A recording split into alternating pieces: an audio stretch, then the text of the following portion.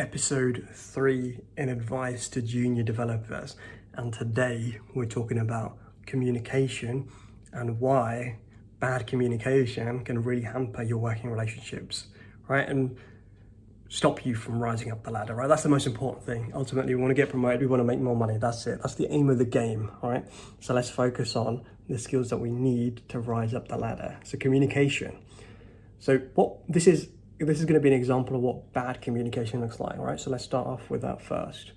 If you approach your client, your managers or whatever with a problem and you haven't solved it yet, they're going to look at that problem and they're going to be like, okay, so this person brought me that problem, therefore the problem is because of them, even though it might be because of someone else or another dependency or whatever, right?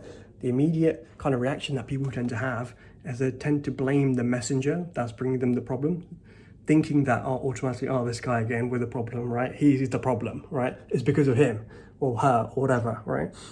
And so when you communicate with people, particularly in a corporate setting, you want to, so this is going to be an example of good communication, right? If you have a problem at hand, right?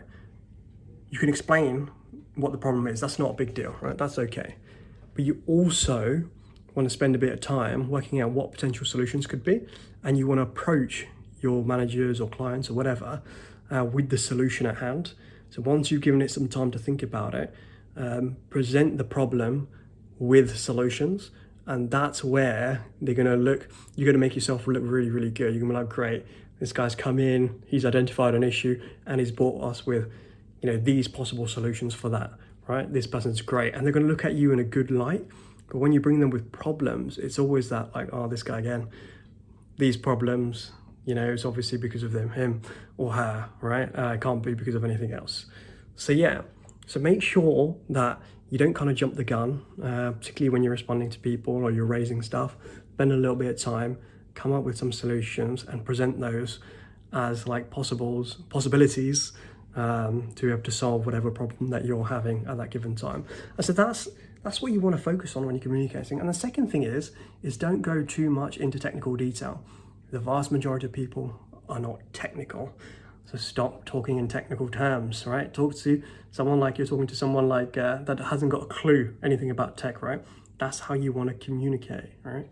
So scale things down a little bit, dumb things down, if you will, and just talking like general terms and just say, X, Y, Z issue, these are the possible solutions that I'm going to approach. What do you think? Or what would be your approach and stuff like that. And that's kind of how you want to communicate. So hopefully this is helpful. I know there's kind of a lot going on in this video, and maybe I'll remake it another time, but hopefully this will resonate with some people and you'll approach things a little bit differently.